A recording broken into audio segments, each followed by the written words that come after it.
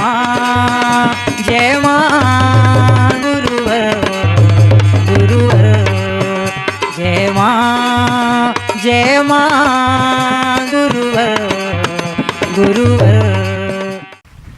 समाज की गरीबी किस प्रकार मिटेगी उसे वही दिशा दे रहा है।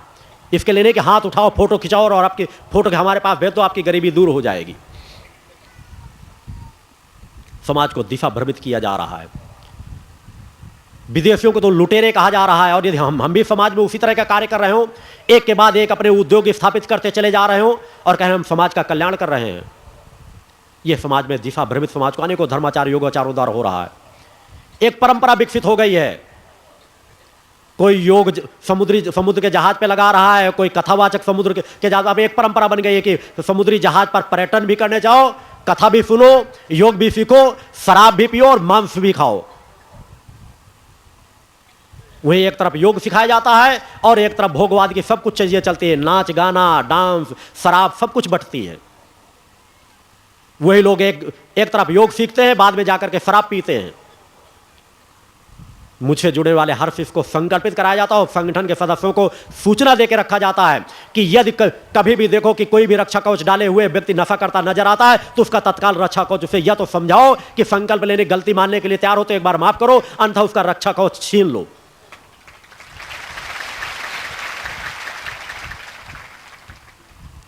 आश्रम में रहने के लिए अरबों खरबों की संपत्ति दान देने वाला व्यक्ति भी अगर यहां आकर के कह दे मैं कमरे में बैठ करके बियर पी लूं तो मेरे द्वारा कभी उसको अनुमति नहीं दी जा सकती, पैर से ठोकर मार दिया जाएगा।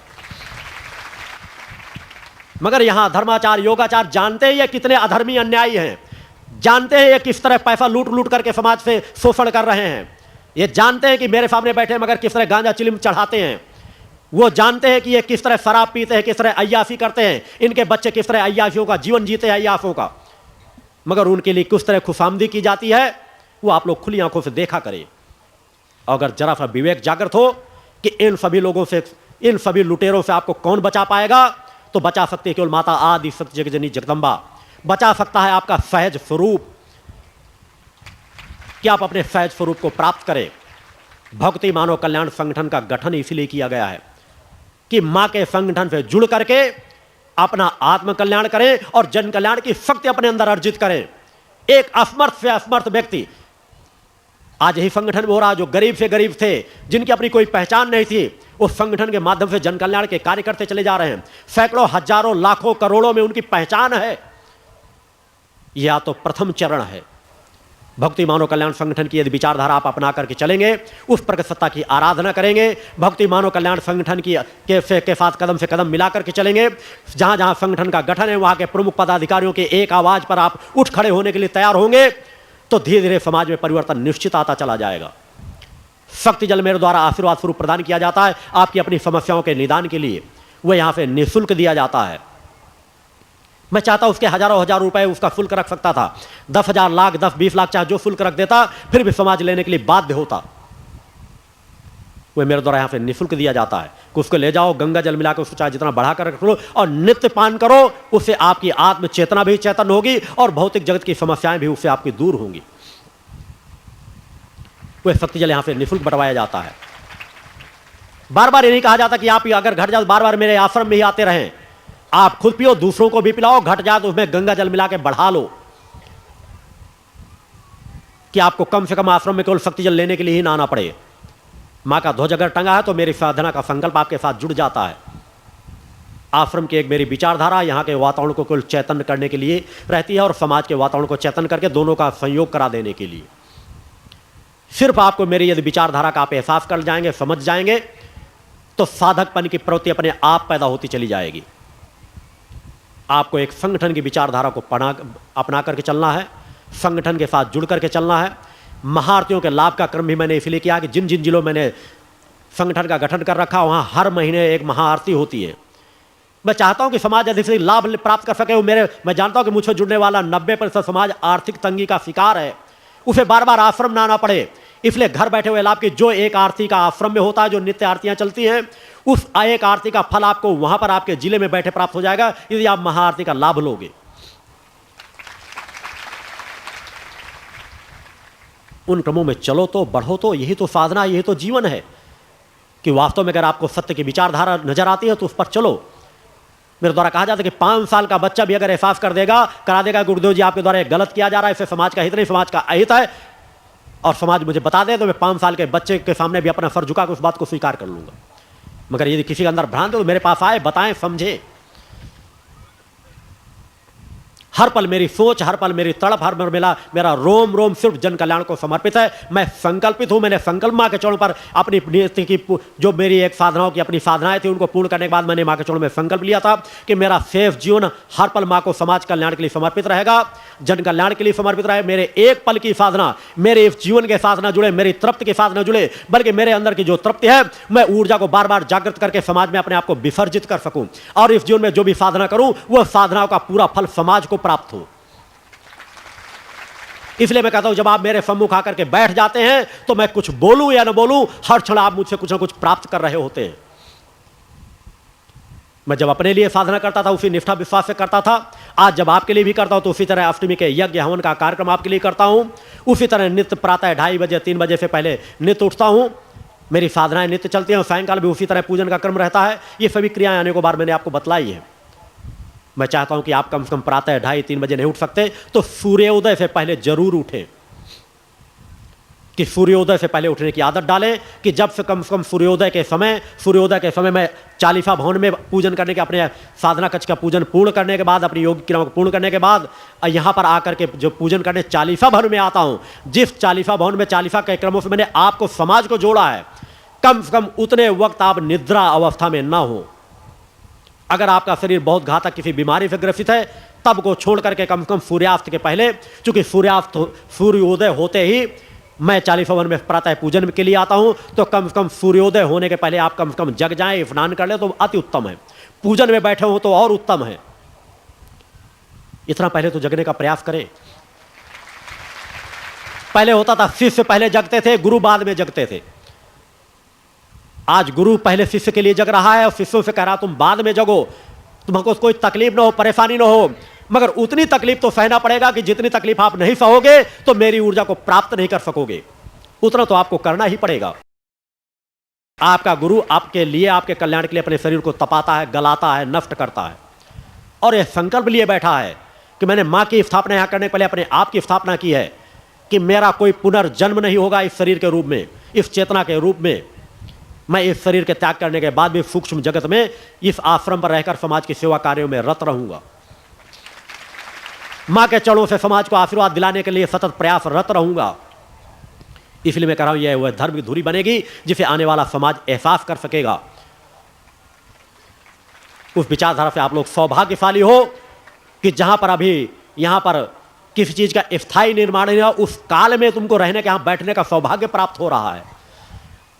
एक अपने अंदर तड़प पैदा करो कि हमें अगर यह सौभाग्य प्राप्त हो रहा है तो हमें सौभाग्य हमारे संस्कारों से प्राप्त हो रहा है, यह हमें जन्म जन्मांतर में बराबर मिलते चले जाएं।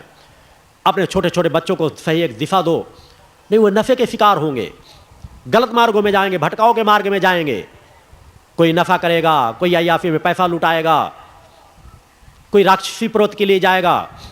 एक रावण का वध कर देने से, एक रावण का पुतला जला देने से क्या होगा? हर महानगरों में देखो हजारों लाखों रावण बैठे हैं। सायंकाल होते ही रात्रि उनकी रंगीन होने लगती है।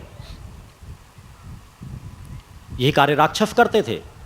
रात्रि हुई नहीं, दिन भर पढ़ के सोते थे, रात्रि होते ही वो उनकी चेतना जागृत हो जाती थी, और सुबह 4 बजे 5 बजे प्रातः होते ही ब्रह्म मुहूर्त में फिर जाकर के वो सो जाते थे। और वही आज तो समाज कर रहा है। पहले दुकानें खुल जाती थी 7 बजे, समाज भी गलती करता चला जा रहा है। पहले 7 बजे दुकानें खुलती थी, फिर 8 बजे खुलने गए, फिर 9 बजे, फिर आप सोचते हैं कि अगर कोई सामान मार्केट लेने जाना है, अरे तो 11 बजे के पहले तो आना ही नहीं किसी को, जाकर के मार्केट में क्या करेंगे? रात्रि को 11-11, 12-12 बजे रात तक जगेंगे, 12-1 बजे के पहले सोते ही नहीं।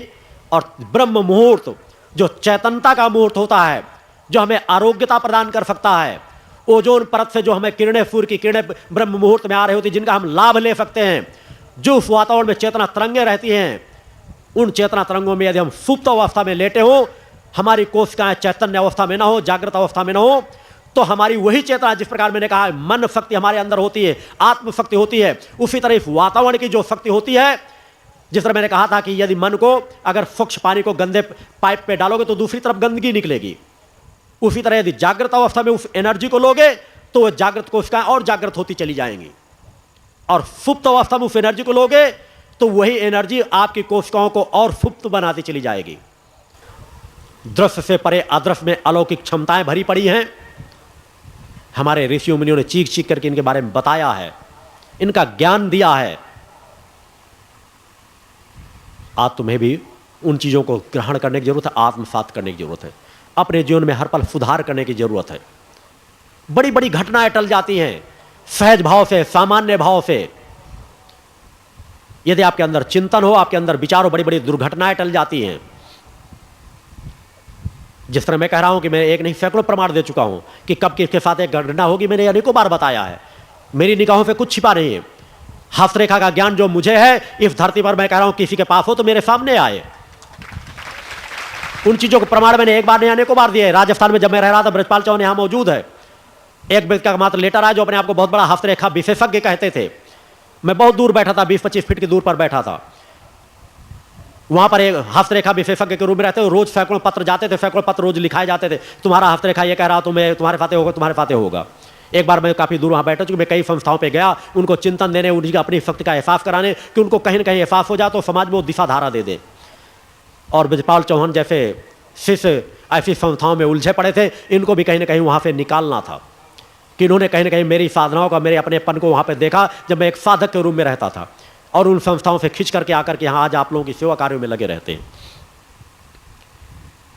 एक हस्तरेखा पर वो लिखा रहे थे कि हाँ, दिल्ली से किसी का पत्र गया था, एक पत्र था, हस्तरेखा को देखा, बड़ा सुंदर था। बोले बहुत सुंदर हस्तरेखा, ये तो बहुत अच्छे योग हैं, बहुत अच्छा, इसको भौतिकतावाद, बड़ा सुख शांतिपूर्ण जीवन होगा, विदेश जाने के योग होंगे। बोले लिखा दो, विदेश जाने के तुम्हारे बहुत अच्छे योग हैं, गृहस्थ जीवन तुम्हारा बहुत सुखमय होगा, तुम धनवान बनोगे, बहुत अच्छे योग है।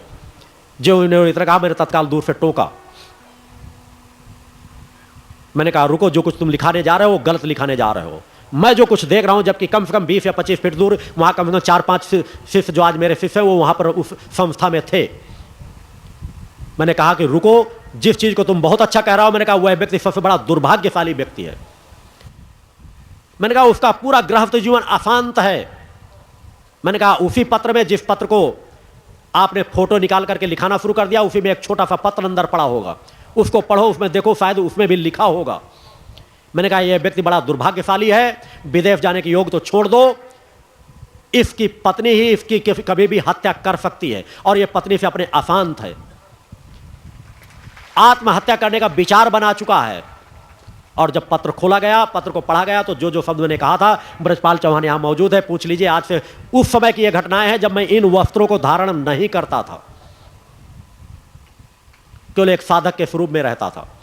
कई जगह विचरण करने गया, अब हरिद्वार में भी कुछ संस्थाओं को एहसास कराने गया, अपने 25-50 सदस्यों के बीच में जाकर के, कि अगर किसी के अंदर हो तो वार्ता का, या मुझ मेरी शक्ति का एहसास अगर करना चाहे तो केवल दिशा पर ही बदल ले। कुछ संस्थाओं को मैंने चिंतन दिया, कुछ संस्थाओं में जाकर देखा जाकर के कि कहाँ किस तरह समाज का शोषण किया जाता है, किस तरह भावनावानों को लूटा जाता है।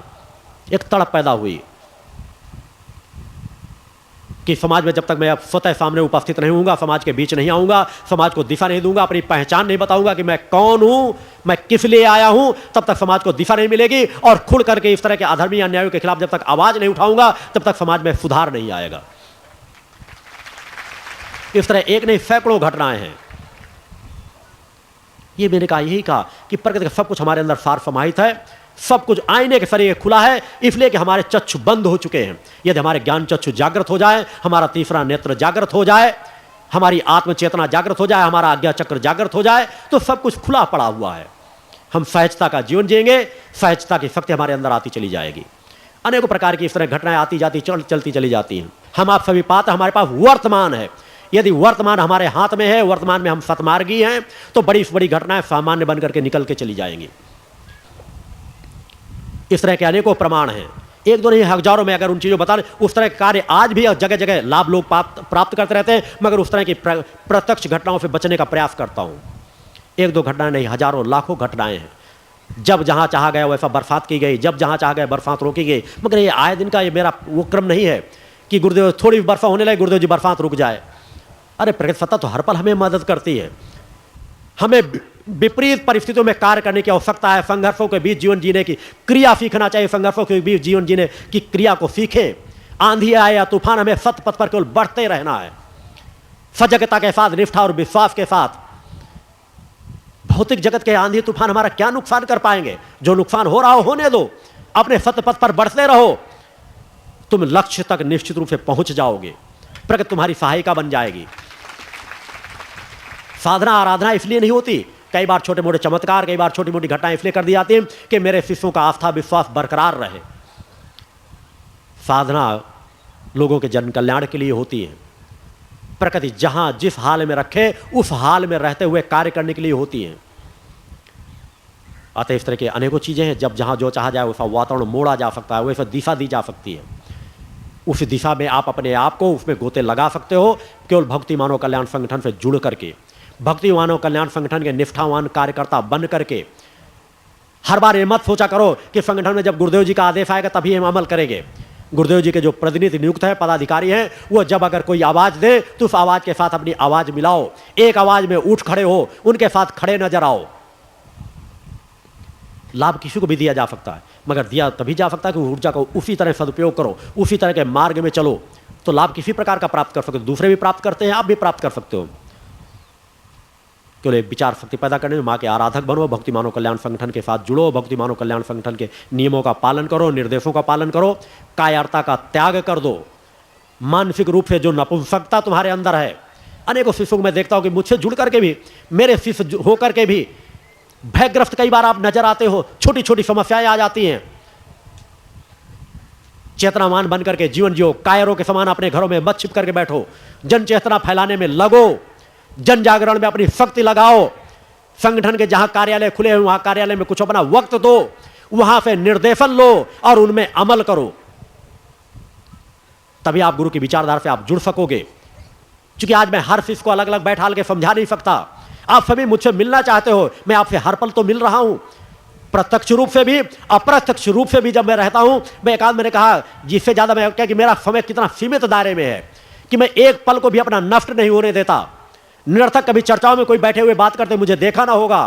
अपने ही जो 2-3 कक्ष मकान में बने, उनमें भी एक कमरे से दूसरे कमरे में जाने का वक्त नहीं रहता। साधना कक्ष, मिलने कक्ष में या अपने कक्ष में, केवल किसी के समाज को लाभ मिले, समाज को एक दिशा मिले। तो जो संगठन के कार्यकर्ता निर्देशन दिया करें वो यहां पे निर्देशित रहते हैं। और यदि कोई बात ऐसा आपको लगती है कि ये निर्देशित है या नहीं, तो आप यहाँ पे शिष्यों से माध्यम से, चौहान, आशीष शुक्ला, प्रमोद तिवारी, सरपंच पाल हो जाए वगैरह, सब लोग मेरे नजदीक रहे, में किसी से संपर्क करके आप जानकारी प्राप्त कर सकते हैं। आधी रात को भी आप कोई सूचना देंगे तो मेरे पास तक कहीं ना कहीं सूचना पहुंचा दी जाती है। हर व्यक्ति ये अपेक्षा न रखा करे गुरुदेव जी हमारे फोन को अटेंड करें। मेरे पास इतना समय नहीं है। मैं उन गुरुओं में नहीं कि 2-3 मोबाइल अपने गले में टांगे टहले जाए। जब कुंभ आदि होते हैं उनमें जाके देखे अनेकों तांत्रिक मांत्रिक मिल जाएंगे, 2-3 मोबाइल, एक से उद्योगपतियों से बात करने के लिए, एक से राजनेताओं से बात करने के लिए, एक से आम समाज बात, 2-3 मोबाइल टांगे होंगे, गले में टांगे रहते हैं। मैं इन चीज़ों से बचने का प्रयास करता हूँ।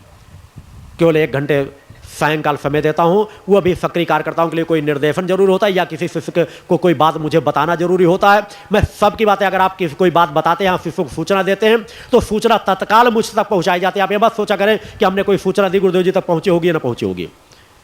कई बार मैं फोन ऑन करा करके वहाँ आप लोगों की बातें, आप लोगों की समस्याएं सुन लेता हूँ। आप कहते हैं गुरुदेव जी से हमको बात करा दो, सिर्फ कहते हैं भाई आप कोई बात हो तो बता दो, हम गुरुदेव जी तक पहुँचा देंगे। इसलिए मैं जानता हूं कि अगर मैं फोन उठाकर बात करने लगूंगा तो मैं जो दूसरा कार्य कर रहा होता हूं वो भी बाधित हो जाएगा और तुम फिर मुझसे 1 घंटे बात करोगे। और वही बात 1 मिनट में आप बता दो, मुझको जो आशीर्वाद देने होता है दे देता हूं। आपके पत्र आ जाते हैं, मैं किसी भी पत्र का जवाब वापसी नहीं देता। अनेकों पत्र, गुरुदेव जी हमने 4 पत्र दिया आपको, गुरुदेव जी आप 1 पत्र का जवाब दे दें, हम इंतजार करेंगे आपके पत्र का। मेरे पत्रों का इंतजार करने की जरूरत नहीं। आपके पत्र आते हैं, मेरे पास तक ही आते हैं, मेरे द्वारा ही खोले जाते हैं। आपकी समस्याओं को मैं गहराई से ध्यान देता हूं और उनमें जितना मुझे आशीर्वाद देना होता है उतना आशीर्वाद देता हूं। मगर अगर किसी को पत्र लिखने में बैठ जाऊंगा तो मेरा वक्त इसी में निकल जाएगा। जो एक सहजता का जीवन जियो, आप अपनी समस्याएं एक चेतनावान गुरु के पास भेज दे तो आपका कर्तव्य पूर्ण हो जाता है। यहां से क्या निर्देशन मिलते हैं उन पे केवल आपको अमल करने की जरूरत है। वर्ष में आप 1 बार आते हैं, यहां पर आकर मैंने कहा आप मुझसे मिलो या ना मिलो, मुझसे अपनी समस्याएं बताओ या ना बताओ।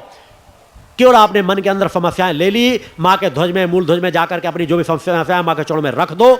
मैं नित्य की साधना ध्वज में संकल्पित करता हूं कि जो जिस समस्याओं को लेकर के आते हैं उनकी समस्याओं के काम समाधान में जितनी मेरी ऊर्जा सहयोगी हो सके सहयोगी बने। चाहे मेरे पास आकर के बताओगे या माँ के चरणों में बता दोगे, बात एक ही है। जब आप बाकी समय पर आते हो, मिलने का मैं बराबर समय देता हूं।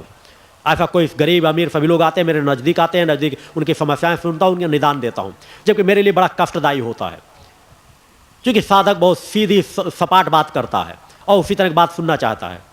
मगर कई बार लोग आ जाते हैं, एक बार नहीं 10-10 बार, गुरुजी हमारा हाथ दर्द कर रहा है, हाथ दर्द की समस्या बता दी गई, गुरुजी हमारा पेट दर्द कर रहा है, गुरुजी हमारा सर दर्द कर रहा है, गुरुजी हमारे पैरों में जलन होती है।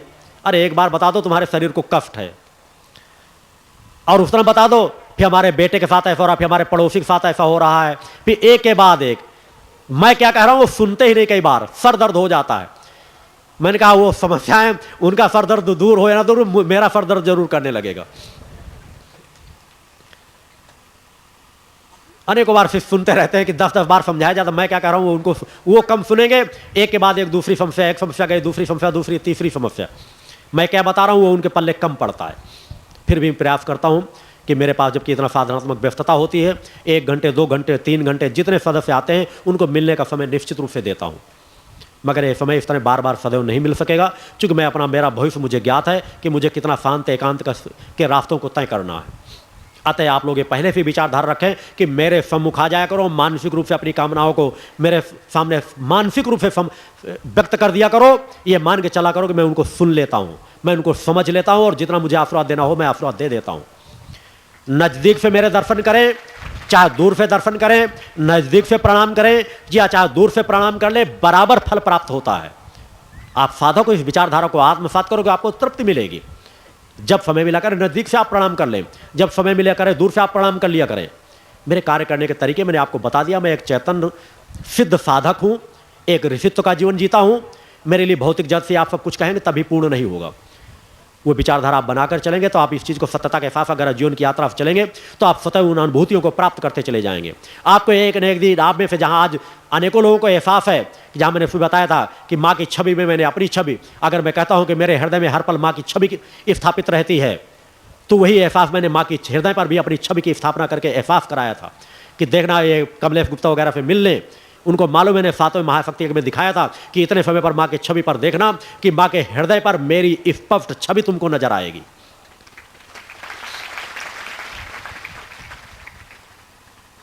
उस रास्ते को चूंकि कभी आप लोगों ने ऐसे सिद्ध साधकों के साथ जीवन जिया ही नहीं, ऋषियों का जीवन कैसा होता उसको देखा ही नहीं है, इसलिए आपको वह विचार गहराई से उनको आत्मसात नहीं कर पाते। कुछ समय यात्रा तय करो, अपने अंदर के अंतःकरण को निर्मल बनाओ, निर्विकार जीवन जीने का प्रयास करो। देखो अनेकों प्रकार की अनुभूतियां तुमको स्वतः सहज प्राप्त होती चली जाएंगे। यह स्थान कितना चैतन्य हो चुका है इसका एहसास तुमको स्वतः प्राप्त होता चला जाएगा। एक साधक का स्वरूप रहा करो, उतावलापन न हो, जल्दबाजी न हो। यहां आप आए हैं, हर पल मेरा आशीर्वाद आप लोगों के साथ जुड़ा रहता है। सिर्फ मेरा पूर्ण आशीर्वाद आप लोगों के साथ है। बाकी निर्देशन फिर से देते चले जाएंगे। आरती चैतनता दीप्ता से करेंगे। विजयदशमी की आरती है, अपने आप को रत रखने का प्रयास करेंगे। बोल जगदमाते की। या देवी सर्वभूतेषु शक्ति रूपेण संस्थिता, नमस्तस्यै नमस्तस्यै नमस्तस्यै नमो नमः। पंच ज्योति शक्ति तीर्थ सिद्धाश्रम, मां की कृपा और गुरुदेव की अमृतवाणी का पावन संगम। एक ऐसी पवित्र भूमि जहां मां भगवती की ज्योति हर दिल को रोशन करती है, जहां परमहंस योगीराज श्री शक्तिपुत्र जी महाराज के चरणों में बैठकर हर मन की पुकार सुनी जाती है। पंच ज्योति शक्ति तीर्थ सिद्धाश्रम, जहां हर कदम पर साधना, हर सांस में भक्ति और हर पल में जन कल्याण की सुगंध बिखरती है। आओ इस अलौकिक यात्रा में शामिल हो और देखो कैसे एक आश्रम ने करोड़ों जीवन को बदला। युगवंदनीय धर्म सम्राट, युग चेतना पुरुष सद्गुरुदेव परमहंस योगीराज श्री शक्तिपुत्र जी महाराज के पावन चरणों में कोटि कोटि नमन, वंदन और प्रणाम। उनकी कृपा से एक ऐसी पवित्र स्थली का सृजन हुआ जो तप, योग, ध्यान और साधना का स्वर्णिम केंद्र है। यह है मध्य प्रदेश के शहडोल जिले की ब्योहारी तहसील में बसा पंच ज्योति शक्ति तीर्थ सिद्धाश्रम, जिसकी नींव परम पूज्य गुरुवर्श्री ने 23 जनवरी 1997 को रखी। तब से यहाँ मां भगवती की अखंड ज्योति जल रही है और 15 अप्रैल 1997 से श्री दुर्गा चालीसा का अखंड पाठ अनंत काल तक जन जन के कल्याण के लिए गूंज रहा है। हर सुबह और हर शाम जब सूरज की किरणें और चांद की चांदनी सिद्धाश्रम को चूमती है, तब परम पूज्य गुरुदेव जी, माता भगवती आदिशक्ति जगत जननी दुर्गा जी सहित सभी देवी देवताओं और सहायक शक्तियों की आरती करते हैं। इस पावन बेला में भक्तों के हृदय मां की भक्ति में डूब जाते हैं। मूल ध्वज साधना मंदिर में भी रोज सुबह शाम होने वाली आरती में भक्तों का समूह उमड़ता है। यहाँ हर मन की पीड़ा मिटती है, हर शरीर को शांति मिलती है और हर आत्मा को सुख, शांति व समृद्धि का आशीर्वाद प्राप्त होता है। परम पूज्य गुरुदेव की कृपा ऐसी कि वे रोज सुबह और शाम भक्तों से निःशुल्क मिलते हैं। मां के भक्त और गुरुदेव के शिष्य अपने मन की बात उनके चरणों में रखते हैं और बदले में समाधान व आशीर्वाद पाते हैं। अब तक 1 करोड़ से ज्यादा भक्त गुरुदेव से मिलकर उनके मार्गदर्शन से जीवन की राह पा चुके हैं। गुरुदेव की वाणी ऐसी कि सुनते ही मन में संकल्प जागता है। उनके आशीर्वाद से करोड़ों लोग नशे और मांसाहार से मुक्त होकर चरित्रवान और चेतनावान जीवन जी रहे हैं। हर दिन सैकड़ों लोग नशा छोड़ने की प्रेरणा लेने सिद्धाश्रम धाम पहुंचते हैं। पूज्य गुरुदेव के 20 लाख से अधिक दीक्षा प्राप्त शिष्य आज के अधर्म और अन्याय के दौर में भी मां की ज्योति से अपने घरों को आलोकित करते हैं। वे साधनात्मक जीवन जीते हुए आत्म कल्याण और जन कल्याण के पथ पर चल रहे हैं। क्या यह चमत्कार नहीं? सिद्धाश्रम धाम में पिछले 28 वर्षों से मां अन्नपूर्णा भंडारा चल रहा है, जहां सुबह शाम हजारों भक्तों को स्वादिष्ट और पवित्र भोजन मिलता है। और सुनो, यहाँ ठहरने की व्यवस्था भी पूरी तरह निःशुल्क है। क्या ऐसी जगह कहीं और मिलेगी जहां हर सुविधा मां की कृपा से मुफ्त हो? सिद्धाश्रम धाम की पावन सरिता के तट पर बनी त्रिशक्ति गौशाला देखकर भक्तों का मन आनंद से भर जाता है। हर महीने शुक्ल पक्ष की अष्टमी को गौ सेवा समर्पण दिवस मनाया जाता है, जब परम पूज्य गुरुदेव और पूजनीय शक्तिमयी माता जी अपने हाथों से गायों को रोटी खिलाते हैं। यह दृश्य देखकर हर भक्त का हृदय गदगद हो उठता है। गौशाला के पास ही स्वामी श्री राम प्रसाद आश्रम जी महाराज की समाधि मन को शांति देती है और पास ही दानवीर गुफा स्थल हर किसी को असीम शांति का अनुभव कराता है। हर साल शारदीय नवरात्र में सिद्धाश्रम धाम में शक्ति चेतना जनजागरण शिविर का भव्य आयोजन होता है। लाखों भक्त यहाँ योग, ध्यान और साधना सीखते हैं, गुरुदेव के चेतनात्मक चिंतन को सुनते हैं और मां की अलौकिक आरती का आनंद लेते हैं। मां की कृपा और गुरुदेव का आशीर्वाद पाकर हर भक्त धन्य हो उठता है। 23 जनवरी सिद्धाश्रम स्थापना दिवस एक और पावन अवसर है। इस दिन अखिल भारतीय सिद्धाश्रम दौड़ प्रतियोगिता, योग भारती सामूहिक विवाह और शाम को सुर संध्या व कवि सम्मेलन का आयोजन होता है। क्या मजा है जब भक्ति और संस्कृति का ऐसा संगम देखने को मिलता है। सिद्धाश्रम धाम का जनसंपर्क कार्यालय हर जानकारी का खजाना है।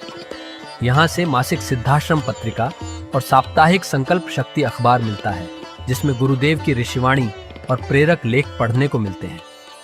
और हाँ, यहाँ माँ के प्रसाद के रूप में शक्ति जल भी निःशुल्क मिलता है। इस शक्ति जल ने करोड़ों लोगों को नशे और बीमारियों से मुक्त कर चेतनात्मक ऊर्जा दी है। क्या यह मां की कृपा नहीं? जन कल्याण का एक और अनुपम उदाहरण है निःशुल्क वस्त्र सहायता केंद्र, जहां लाखों जरूरतमंदों को कपड़े दिए गए हैं। यह सिलसिला आज भी अनवरत चल रहा है। सिद्धाश्रम धाम में पौधारोपण का भी बड़ा काम होता है। परम पूज्य गुरुदेव जी महाराज एवं पूजनीय शक्तिमयी माता जी स्वयं समय समय पर पौधारोपण करके पर्यावरण को बढ़ावा देते हैं। सिद्धाश्रम धाम में अनेक प्रकार के फल, फूल और औषधियों के हजारों पेड़ों की हरियाली देखकर मन प्रसन्न हो जाता है। सिद्धाश्रम धाम में विभिन्न प्रकार की हरी सब्जियां उगाई जाती हैं, जो निःशुल्क चल रहे मां अन्नपूर्णा भंडारे में प्रयोग की जाती है। परम पूज्य गुरुदेव जी ने मानवता, धर्म रक्षा और राष्ट्र रक्षा के लिए 3 धाराएं बनाई हैं।